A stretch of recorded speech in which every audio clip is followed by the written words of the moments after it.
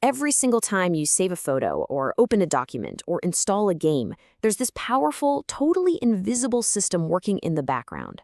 Well, today, we're going to pull back that curtain. We're going to demystify the tech that organizes your entire digital life, the file system.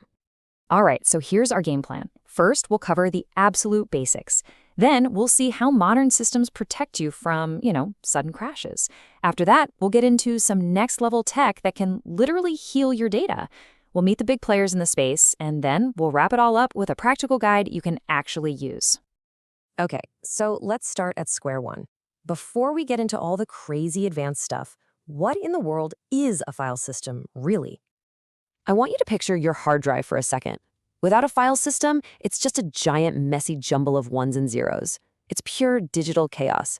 So how does your computer possibly find that one specific photo from your vacation 3 years ago? How does it even know where one file ends and the next one begins? Well, the answer is the file system. Honestly, the best way to think about it is like a super detailed library catalog for your data. It's the brain of the operation. It takes all that raw, chaotic information and slaps a structure on it, giving us the nice, neat files and folders we use every single day. Now, to really get this, you have to understand the difference between two key things. First, you've got the data. That's the actual stuff, the words in the document, the pixels in the photo. But then, and this is crucial, you have the metadata. Think of it as the digital DNA of your file. It's the file name, the size, when you created it, and most importantly, the map of exactly where all the pieces of that file live on the drive. How a file system handles this metadata is what really separates the old from the new. So let's talk about the first big leap forward, and that's how modern systems protect you from disaster. Because let's be real, we've all had that heart-stopping moment when the power goes out right as you're saving something important. So how does this work? It's actually pretty brilliant. Instead of just moving a file right away, a journaling file system first writes a little note to itself in a log. It basically says, hey, I am about to move this file from here to there. Then it actually does the move. If the power cuts out halfway through, no big deal. When the computer reboots, it just checks the log, sees the job wasn't finished, and safely undoes it. It means your file system structure never gets left in a broken, corrupted mess. It's a fantastic little safety net. And this brings us to a huge trade-off that you're probably making all the time without even thinking about it. The file system on your computer's main drive, something like NTFS or APFS, is absolutely journaled for maximum reliability. But those formats you use on USB sticks like exFAT, they often ditch this feature completely. They're trading that critical crash protection for the convenience of being compatible with pretty much any device you plug it into. All right, for all the prosumers and, let's be honest, the data hoarders out there, this is where things get really, really cool. We're moving beyond just protecting the file system's map and into the world of protecting the data itself from a much sneakier kind of threat. Yeah, the enemy here isn't a power outage. It's something called bit rot. And it's this silent, creeping corruption that just happens over years as the physical drive itself degrades. A single one can flip to a 0, and boom, your priceless family photo or that critical work file is damaged, and you might not find out for years. This is where the magic happens. When an advanced system like ZFS writes your data, it also creates a unique mathematical fingerprint for it. It's called a checksum. Now, every single time you go to read that file, it recalculates the fingerprint on the fly. If the new one doesn't match the original, it knows instantly that bit rot has happened.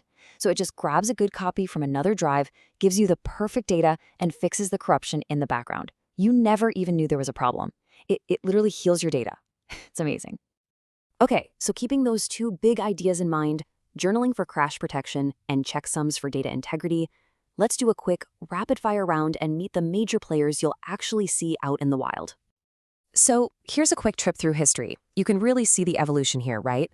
From the super simple FAT system way back in the 70s to the rise of these tough journaled systems like NTFS in the 90s.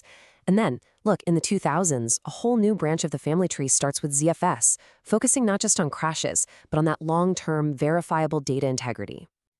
For pretty much all of us, the main drive in our computer is running one of these three giants. You've got NTFS, the long-time dependable workhorse for Windows.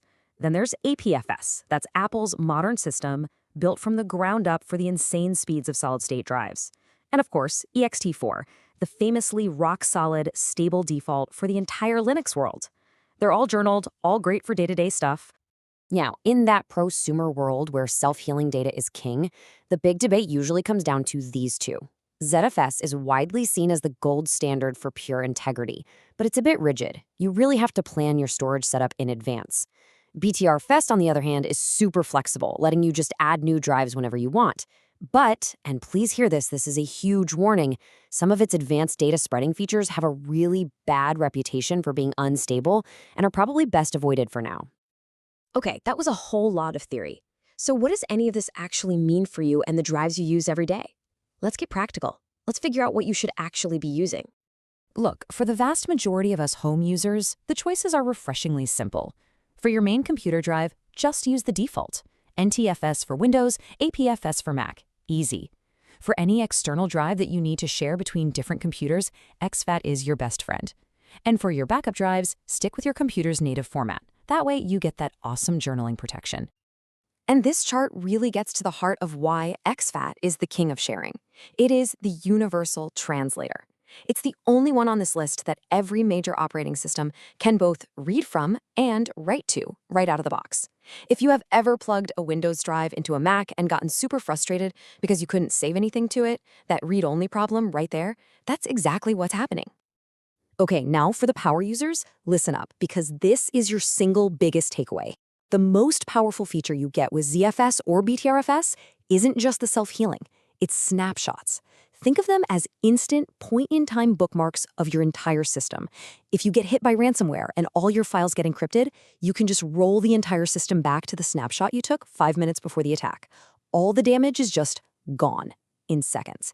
It is an absolute game changer. So when you kind of step back and look at the big picture here, you start to see two really different philosophies taking shape. There are two totally distinct paths for how we choose to handle our data. Path one is the workhorse. These systems basically trust your hardware. They assume it's going to work perfectly, and they focus on protecting you from things like system crashes. Path two is the fortress. It's built on a philosophy of zero trust. It assumes your hardware will fail eventually, and that data will corrupt, so it's built from the ground up to constantly, mathematically prove that your data is correct. And that really leaves us with a final thought, right? Your data, your family photos, your work, your creative projects, it's all sitting on one of these two paths right now. As all that personal data becomes more and more valuable, the real question is, which path are you going to choose to protect it?